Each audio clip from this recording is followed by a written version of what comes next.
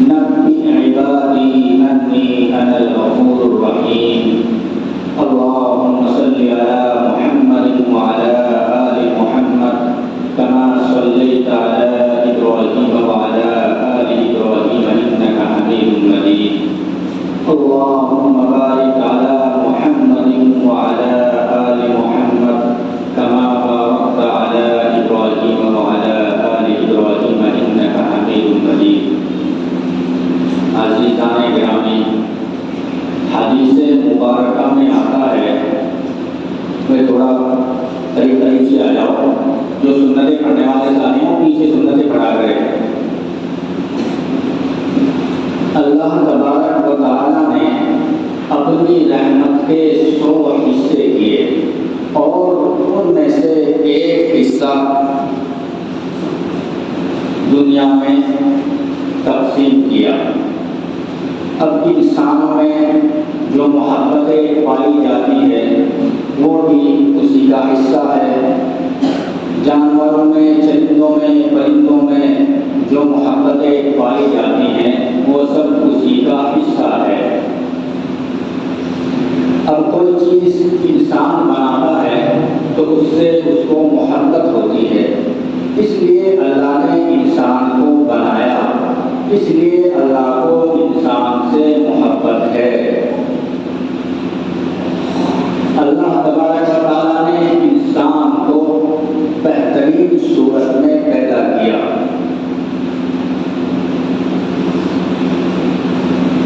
نبئ عبادی انی انا الغفور الرحیم، بے شک اللہ تعالیٰ انسانوں پر رحمان ہے اور رحیم ہے۔ اللہ نے انسان کو بہترین صورت میں پیدا کیا۔ ایک مشہور واقعہ ہے، ایک حاکم وقت اچھے موڈ میں تھا، اپنی بیوی کی تعریفیں کر رہا تھا کہ تم بہت اچھی ہو، بہت نیک ہو۔ وہ تعریفیں کرتے کرتے یہ کہتا گیا کہ اللہ کی قسم تم چاند سے بھی زیادہ خوبصورت ہو۔ علم کا زمانہ تھا تو کہنے لگی کہ آپ غلط کہہ رہے ہیں۔ علماء کے پاس گئے، علماء نے کہا ہم اس کا جواب نہیں دے سکتے، یہ بات بڑی مشہور ہو گئی اور یہ بات پہنچتے پہنچتے امام شافعی رحمۃ اللہ علیہ تک پہنچ گئی۔ تو انہوں نے کہا کہ بھائی آپ نے صحیح کہا ہے، آپ کی بیوی چاند سے بھی زیادہ خوبصورت ہے۔ لوگ کہنے لگے حضرت یہ آپ کیسے کہہ سکتے ہیں، آپ نے ان کی بیوی کو دیکھا نہیں، آپ جانتے نہیں۔ تو امام شافعی رحمۃ اللہ علیہ کہنے لگے کہ اللہ تبارک و تعالیٰ نے کلام پاک میں ارشاد فرمایا لقد خلقنا الانسان فی احسن تقویم، ہم نے انسان کو بہترین صورت میں پیدا کیا، اس لیے انسان کو چاند سے خوبصورت کہنا اور قسم اٹھا کر کہنا کوئی غلط نہیں ہے۔ اس لیے قسم اٹھا کر کہہ سکتے ہیں کہ انسان چاند سے بھی زیادہ خوبصورت ہے۔ تو میں تھوڑا توجہ دیجیے، تو غور فرمائیے آپ کہ اللہ نے انسان کو چاند سے بھی زیادہ خوبصورت پیدا کیا۔ وہ کس لیے؟ اس لیے کہ اللہ کہتا ہے کہ میرے بندے تو مجھے بہت پیارا لگتا ہے۔ حدیث مبارکہ میں آتا ہے کہ اللہ تبارک و تعالیٰ نے انسانوں کے واسطے رزق کی جو دیا ہے وہ تمام جاندار کو دیا ہے، اس کی ذمہ داری اللہ تبارک و تعالیٰ نے خود لی ہے۔ وَمَا مِن دَابَّةٍ فِي الْأَرْضِ إِلَّا عَلَى اللَّهِ رِزْقُهَا، تمہارے رزق کا ذمہ ہم پر ہے۔ وَفِي السَّمَاءِ رِزْقُكُمْ، تمہارا رزق آسمانوں پر ہے۔ وَفِي الْوَقْتِ أَفَلَا تُبْصِرُونَ، ہم اس کو مقرر وقتوں میں تم تک پہنچا دیتے ہیں۔ اب دیکھیے اللہ تبارک و تعالیٰ نے انسانوں پر کتنا احسان کیا۔ جب ہماری پیدائش ہوئی تو یہاں جانوروں کے یہاں بھی بچے پیدا ہوئے، لیکن اللہ نے ہمیں انسانوں میں یہاں پیدا کیا کہ اللہ تبارک و تعالیٰ کا ہم پر کتنا اور دوسری نعمت دیکھیے، جیسے ہی ہماری ولادت ہوئی اسی وقت اور اس سے پہلے بھی اور اس کے بعد میں بھی غیر مسلم ماؤں کے نام بچے پیدا ہوئے، لیکن اللہ نے ہمیں ایمان والی ماں عطا کی۔ یہ اللہ تبارک و تعالیٰ کا ہم پر کتنا بڑا احسان ہے۔ اور تیسری نعمت دیکھیے کہ نبی علیہ السلام کی امت میں پیدا ہونے کے لیے انبیاء علیہ السلام اللہ سے دعا کیا کرتے تھے۔ حضرت موسیٰ علیہ السلام نے اللہ سے دعا کی، اللہ تبارک و تعالیٰ نے حضرت عیسیٰ علیہ السلام کی دعا کو قبول کیا اور ان کو زندہ آسمانوں پر اٹھا لیا۔ قرب قیامت میں وہ زمین پر تشریف لائیں گے اور نبی علیہ السلام کی شریعت کے مطابق زندگی گزاریں گے۔ اب جس نعمت کو حاصل کرنے کے لیے انبیاء علیہ السلام نبی اللہ سے دعا کرتے تھے، وہ نعمت ہمیں بن مانگے مل گئی کہ اللہ کا ہم پر کس قدر احسانات ہے۔ میرے بھائیوں، یہ سب اس لیے کہ میرے بندے تو مجھے بہت پیارا لگتا ہے۔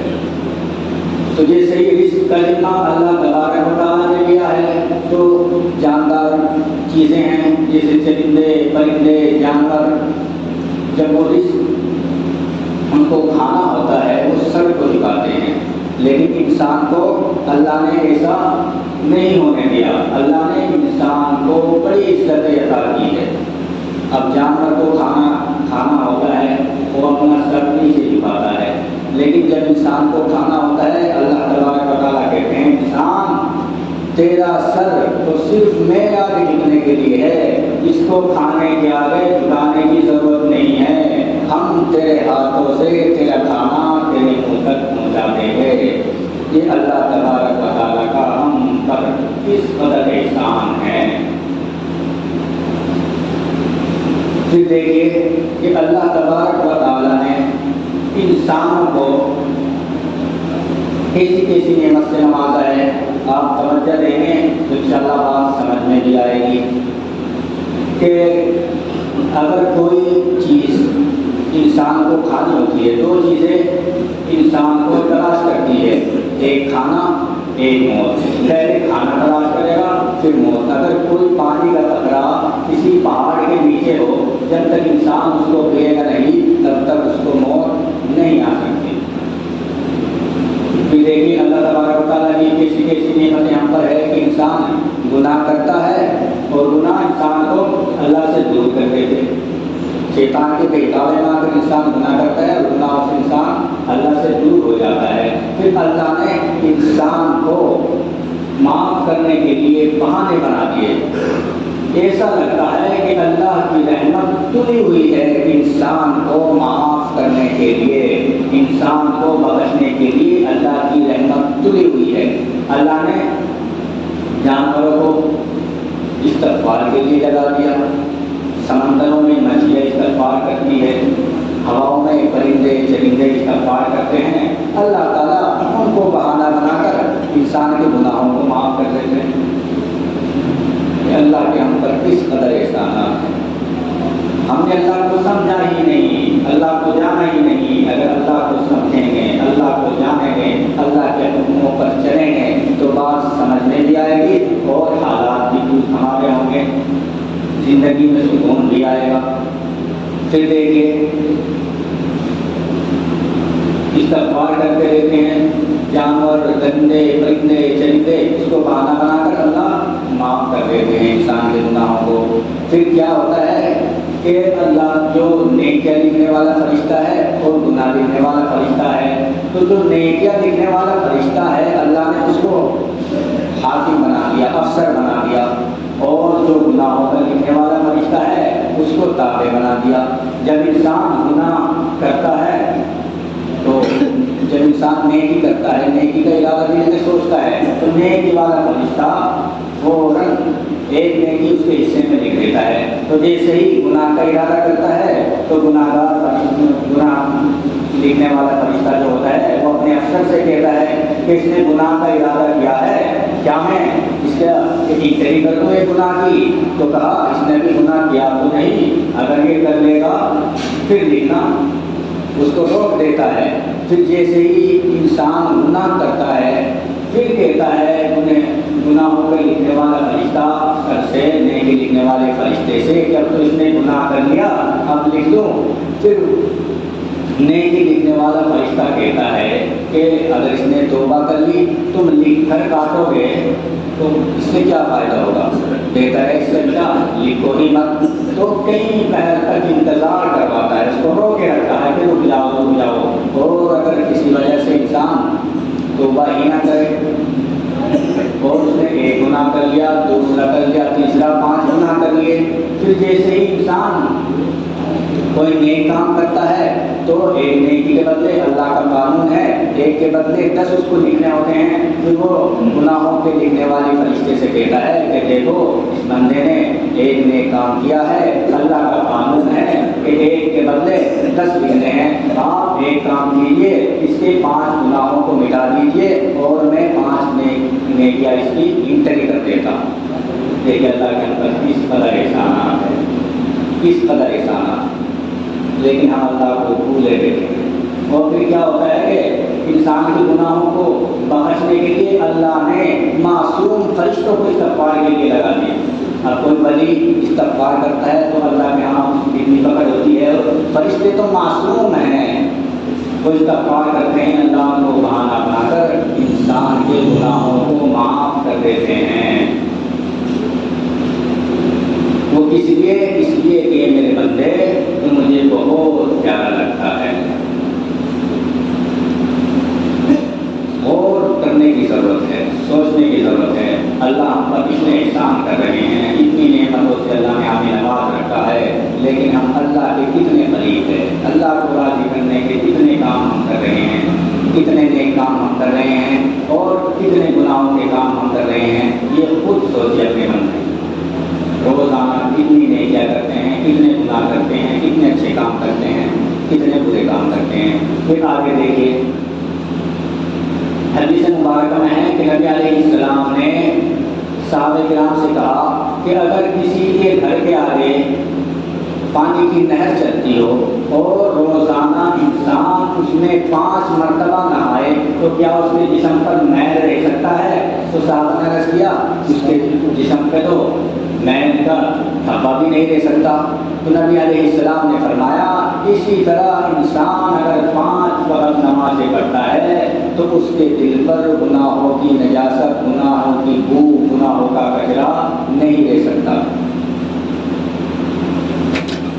لیکن ہم کتنی نمازیں پڑھتے ہیں یہ بھی میں آپ پر ہی چھوڑ دیتا ہوں، وہ خود سوچ لیجیے.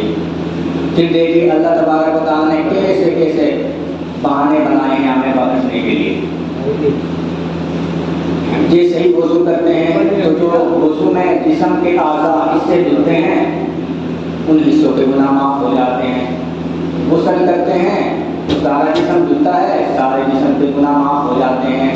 پھر اسی طرح نماز پڑھتے ہیں، نماز پڑھنے سے بھی گناہ معاف ہو جاتے ہیں. پھر جمعہ کے بارے میں حدیثوں میں آتا ہے کہ جیسے ہی انسان جمعے کے لیے وقت سے پہلے اچھی طرح غسل کرے، خوشبو لگائے، اچھے کپڑے پہن کر وقت سے پہلے مسجد میں آتا ہے تو پچھلے جمعے سے اس جمعے تک کے تمام گناہوں کو اللہ معاف فرما دیتے ہیں. دیکھو اللہ تعالیٰ کتنے رحمان ہیں، کتنے رحیم ہیں. وہ اس لیے کہ میرے بندے مجھے بہت پیارا لگتا ہے. اب جیسے ہی ہم گناہ ہی کرتے رہے، کوئی اچھا کام ہم نے کیا ہی نہیں تو پھر بہانے کیسے اللہ نے دیے. دیکھو کسی سے ہم مسکرا کر باتیں کرتے ہیں اس پر بھی گناہ معاف ہو جاتے ہیں. بیوی بچوں سے جو ہے پیار محبت کے ساتھ رہتے ہیں اس پر بھی گناہ معاف ہو جاتے ہیں. راستے میں کسی تکلیف دینے والی چیز کو ہٹا دیتے ہیں اس پر بھی گناہ معاف ہو جاتے ہیں. تو اللہ تبارک و تعالیٰ نے ایسے بہانے بنا دیے. اور اس لیے کہ میرے بندے تو مجھے بہت پیارا لگتا ہے، میں چاہتا ہوں میرے بندے تو میرے پاس رہے، میرے ساتھ رہے، مجھ سے دور نہ جائے. لیکن ہم اللہ کو بھولے رہتے ہیں. کتنے دور ہم اللہ سے جا رہے ہیں ہمیں خود محسوس نہیں ہوتا. ہم گناہ کر خوش ہوتے ہیں، بڑے فخر سے خوش ہوتے ہیں کہ آج ہم نے وہ والی فلمیں دیکھی، آج ہم نے باہر میں یہ کیا، آج ہم نے یہ کیا، آج ایسی شرٹ پہنوں گا. مجھے تو نام یاد نہیں ہے شرٹ ٹی شرٹ میں کیا کیا ہوتی ہے جو نام آج کل ہم پہنتے ہیں. تو یہ کام کر کے ہم بڑے خوش ہوتے ہیں کہ بھائی ہمارا لک دیکھو، لک کے ساتھ ہمارے ہم خوش ہوتے ہیں، لیکن ہمیں تو شرمندگی سے ڈوب کے مر جانا چاہیے، ایسی زندگی ہم جی رہے ہیں۔ حالانکہ آپ کو میری بات بری لگ سکتی ہے، لیکن بری لگے تو لگے، اگر میری کسی بات سے آپ کی زندگی میں تھوڑا سا بھی نکھار آ گیا تو اللہ تعالیٰ جو ہے میری راستے آسان ہو جائیں گے اور آپ کی زندگی اور عادت بن جائے گی۔ میرے بھائیوں، آپ سے میری یہی گزارش ہے کہ تھوڑا دین سیکھو، کم سے کم ہر مسلمان پر دیکھو، لوگ جماعتوں میں جاتے ہیں، جماعت میں جاتے ہیں دین سیکھنے کے لیے، سکھانے کے لیے، دعوت کے لیے، جماعت میں جانا نافذ ہے، اور دین سیکھنا اور سکھانا یہ فرض ہے، اب فرض کا بڑا ثواب ہے۔ تو ہر انسان پر دین اتنا سیکھنا فرض ہے کہ حلال اور حرام کا پتہ چل جائے۔ اب جیسے ہی ایک بات جو میں یہاں عرض کرتا چلوں، یہ بات مجھے کہنی بھی نہیں چاہیے اور کہنی بھی چاہیے کہ جیسے ہی یہاں میں آیا تو تقریباً 10-15 بچے یہاں پڑھنے آتے تھے، اب 70 بچے یہاں پڑھنے آتے ہیں۔ اب بچے آتے ہیں، میں ان کو یہ تھوڑی کہوں کہ بھائی یہاں دین سیکھنے کے لیے آ رہے ہیں، دنیا سیکھنے کے لیے، تو وہ یہاں آتے ہیں دین سیکھنے کے لیے آتے ہیں، اور یہ ہمارے ذمے بھی ہے، یہ سب پر فرض ہے دین سیکھنا سکھانا۔ اب دین کے بنا تو ہماری دنیا بھی خراب ہوگا، خراب چلو دنیا تو جس طرح جو ہے ہماری پیسوں میں جس طرح بھی جو ہے رکھی جائے گی، لیکن اصل مسئلہ تو آخرت کا ہے جو ہمیشہ ہمیشہ زندگی ہے، ہم اللہ کو کیا منہ دکھائیں گے۔ اب یہاں 70 بچے آتے ہیں، الحمدللہ جہاں آپ لوگوں نے ساتھ دیا ہمارا، اور آپ لوگوں نے ساتھ دیا، آپ کے بچے پڑھنے آتے ہیں اور ماشاءاللہ بچے تعلیم بھی سیکھ رہے ہیں۔ اب چھوٹے چھوٹے بچے ان کو 3-3 4 کلمے یاد، نماز یاد، تھوڑی تھوڑی، ابھی کم سے تو جو ہے کچھ بھی نہیں ہوتا، بچہ پیدا ہوتا ہے، دھیرے دھیرے وہ جو ہے گرو چلتا ہے، پھر جو ہے کھڑا ہوتا ہے، تو دھیرے دھیرے آپ دیکھتے رہیں گے بچے پڑھتے رہیں گے اور کامیاب ہوتے رہیں گے۔ تو اس لیے ہمیں دین کے معاملے میں اپنے آپ کو، اگر ہمیں دکھ رہا ہے کہ ہم نیچے گر رہے ہیں، گر جانے دو، اللہ کی نظر میں ہم بہت بلند ہیں۔ تو دین کے مسئلے پر ہمیں بحث نہیں کرنی چاہیے، دل میں گرد و غبار نہیں رکھنا چاہیے۔ ہم کیا ہے کہ ہم اپنے آپ کو بڑا بنانے کے لیے جو ہے، اپنے آپ کو بڑا سمجھنے کے لیے دین کی بھی اہمیت کو نہیں سمجھتے، یہ ہمارے ایمان کی کمزوری ہے۔ ہمیں اپنا ایمان درست کرنے کی ضرورت ہے، اس کو سنبھالنے کی ضرورت ہے۔ ایمان کیسے بچے گا؟ ایسے بچے گا کہ دل میں یہ بات بٹھا لیجیے کہ اللہ ہمیں دیکھ رہا ہے، ہر وقت یہ بات ذہن میں رکھے، کوئی بھی بات ہم کرے یا کوئی بھی کام کرے یا کچھ بھی کرے، یہ بات ذہن میں رکھے کہ اللہ ہمیں دیکھ رہا ہے۔ اب اسی بات سے میں نے آپ کو حدیث مبارک کی باتیں بتائی کہ اللہ ہم پر کتنے مہربان، اتنا رحم کر رہے ہیں، اتنا کرم کر رہے ہیں، اور اس کے باوجود ہم اللہ کے لیے کیا کر رہے ہیں، یہ ہمیں سوچنے کی ضرورت ہے۔ دین کے مسئلے میں بحث کرنے کی ضرورت نہیں ہے، دل میں نفرت رکھنے کی ضرورت نہیں ہے، دین کے مسئلے میں تو آگے بڑھ چڑھ کر حصہ لینے کی ضرورت ہے۔ کوئی بھی دین کا مسئلہ آ جائے کہ میں ساتھ دوں گا۔ اب ساتھ دینا یہ نہیں ہوتا کہ ہم پیسے سے ساتھ دیں گے تبھی ہم ساتھ دے سکتے ہیں، نہیں، دین کے راستے میں اگر ہم خالی ہاتھ بھی کھڑے ہیں تب بھی بات بن جائے گی۔ آپ نے دیکھا کہ صحابہ کرام جو ہے خالی ہاتھ آ جایا کرتے تھے، لیکن انہوں نے بڑی بڑی جنگ جیتی ہے، مسواک سے جنگ جیتی انہوں نے۔ میرے بھائی پیسے سے دین نہیں آتا، اگر دین پیسے سے آتا تو بہت سارے معاملات ایسے ہیں وہ گھر بیٹھے مولوی بن جاتے یا گھر بیٹھے جنت میں چلے جاتے ہو، گھر کو بھی جنت بنا دیتے۔ تو پیسوں سے دین نہیں آتا، دین سیکھنے سے آتا ہے اور اس پر عمل کرنے سے، عمل سے جنت بھی بنتی ہے اور دنیا بھی بنتی ہے، اور عمل سے جہنم بھی بن جاتی ہے اگر ہمارے عمل خراب ہو۔ تو دیکھیے اللہ تبارک و تعالیٰ جب ہم پر اتنے احسانات کر رہے ہیں تو ہم اللہ کے لیے کیا کر رہے ہیں، یہ بات آپ اب بھی سوچیے اور جمعے کے بعد بھی سوچیے، اور سوچ کر پھر اس پر عمل کیجیے۔ اللہ تبارک و تعالیٰ بڑے غفور الرحیم ہیں، بڑے احسان کرنے والے ہیں، تمام جہانوں کے مالک ہیں، زمین و آسمان کے مالک ہے۔ اگر ہم یہ چاہتے ہیں کہ ہم اللہ کے لیے کچھ کریں گے، دیکھو اگر ساری دنیا حضرت ابو بکر علیہ السلام جیسی بن جائے تب بھی اللہ کی شان میں کوئی اضافہ نہیں ہوتا، اور اگر ساری دنیا فرعون جیسی ظالم بن جائے، بدبخت بن جائے، تب بھی اللہ کی شان میں کوئی کمی نہیں آئے گی۔ اللہ کو ہماری ضرورت نہیں ہے، ہمیں اللہ کی ضرورت ہے۔ ہمیں اللہ کی ضرورت ہے. اللہ جو چاہے وہ کر سکتے ہیں اور کر دیتے ہیں، اور ہم جو چاہے وہ نہیں ہو سکتا. ہر کام اللہ کی مرضی سے ہوتا ہے. تو اس لیے اللہ کے دامن کو تھام لو، نبی علیہ السلام کی سنت کو پکڑ لو، نیک لوگوں میں بیٹھنا شروع کر دو، اللہ والوں کے پاس بیٹھنا شروع کر دو. اور خاص طور سے جو ہمارے نوجوان بچے ہیں یہ بہت زیادہ بگڑے ہوئے ہیں، یہ بہت ہوا میں رہتے ہیں. میرے نوجوان بھائیوں دوستوں، اپنے سے بڑوں میں بیٹھا کرو، دین داروں میں بیٹھا کرو، اللہ والوں میں بیٹھا کرو، جو نمازی ہیں ان میں بیٹھا کرو. اور آج کل ہمارے گھروں میں حالات ایسے ہیں ہمارے گھروں کے کہ ہر گھر میں ٹی وی ملے گا.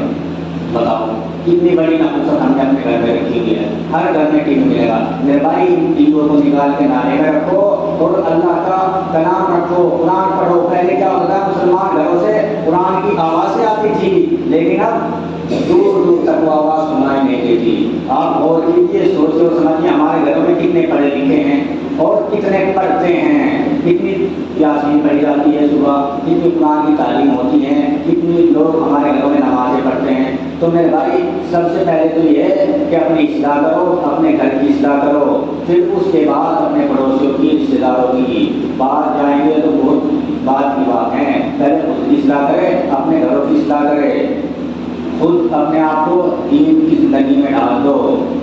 یہ دنیا تو ختم ہونے والی ہے، یہ نہیں پتا کب کس کا نمبر آ جائے، کب کس کا پتہ نہیں چلتا کس چیز کا پتہ ٹوٹا ہوا ہے، اور پتے سب کے ٹوٹنے ہیں میرے بھائیوں.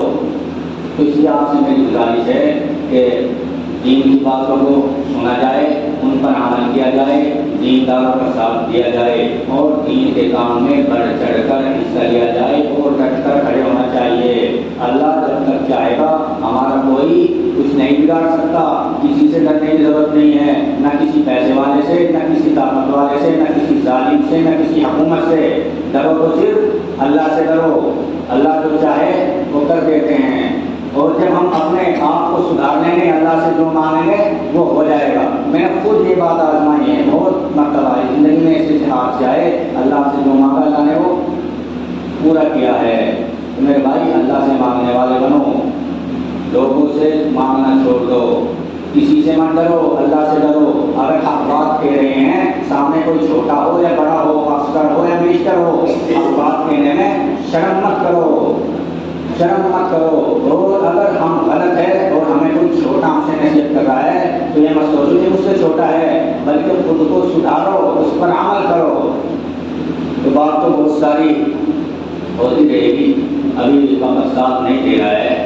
تو آپ لوگوں سے گزارش ہے کہ خالی وقت میں آیا کرو، بھائی ملاقاتیں کیا کرو. دیکھو ہمارے خاندان بھی آپ بھی ہو، رشتے دار بھی آپ بھی ہو، دوست بھی آپ بھی ہو، دشمن بھی آپ بھی ہو، اس کا بھی آپ سے کریں گے، کچھ بھی آپ سے ہوں گے، گلے بھی آپ کو ملائیں گے، لڑیں گے بھی آپ سے. سارے کام ہمارے تو آپ کے بیچ میں رہتے ہیں بھائی، سب آپ سے غصہ بھی، گرمی بھی، پیار بھی، محبت بھی. بھائی ہمارے ساتھ مل جل کے رہا کرو، جو ہمیں یہ محسوس ہو کہ ہم اکیلے ہیں. مسجد میں آیا کرو، خالی وقت میں جب بھی آپ کو وقت ملے سیکھنا سکھانا ہوتا رہے گا. ماشاء اللہ اب تو یہ 20 25 30 سال تک کے بچے بھی ہیں، آپ قاعدہ پڑھنے کے لیے آ رہے، بڑی خوشی ہوتی ہے دیکھ دیکھ کے. اللہ تعالیٰ جو کہا ہے کہنے سننے میں غلطی ہوتا ہے، یوں ہی ادارے میں اس کو درگزر فرمائے اور ہمیں ان باتوں پر عمل کرنے کی توفیق عطا فرمائے. وما علینا الا البلاغ.